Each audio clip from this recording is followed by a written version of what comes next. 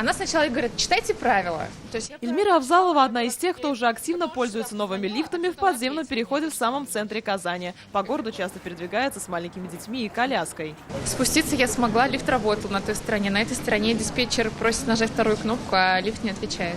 Новые лифты по новой методике. Подробная инструкция здесь же. Сейчас в городе планируют обновить еще 10 лифтов. Напомним, большинство из них появились, когда Казань готовилась к универсиаде. Некоторые уже нуждаются в срочной замене деталей. Вот в такой ловушке оказались люди. Стоим уже 15 минут. Механика до сих пор нет, кнопки не реагируют. Определенный срок они отрабатывают свой. Потом мы начинаем менять запасные части, либо меняем сами платформу. В некоторых подземных переходах несколько лифтов, но работают не все. И часто причина – вандализм, говорят в мэрии. Хулиганы выжигают кнопки и оставляют после себя вот такие разбитые стекла. На новых лифтах планируют установить и систему блокировки. Пользователь нажимает на кнопку вызова, и тут же через камеры отображается на дисплее у диспетчера. Поэтому никакой хулиган или вандал не сможет просочиться в кабину лифта. Дверь будет просто заблокирована.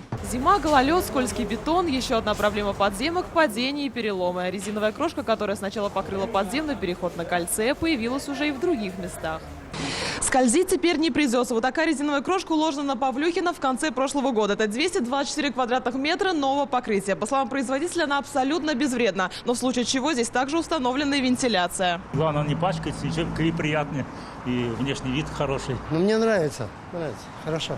А главное, чтобы не только не скользили, но и не плавали. Так на проспекте Ямашева последний раз подземку затопило в ноябре прошлого года. И причина потопов не только дожди, но и грунтовые воды. Сейчас специалисты изучают метод холодного шва. В 2020 году на содержание всех подземных и надземных пешеходных переходов выделено 42 миллиона рублей. Будут производиться окрасочные работы, асфальтировка, устройство гидроизоляции, облицовочные работы плиткой и керамогранитом, ремонт ступеней, монтаж пандусов.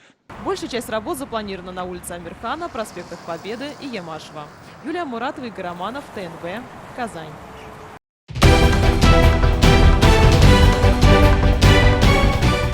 Все новости дня, выпуски программы «Новости Татарстана», программы и фильмы на сайте tnv.ru и на YouTube-канале ТНВ.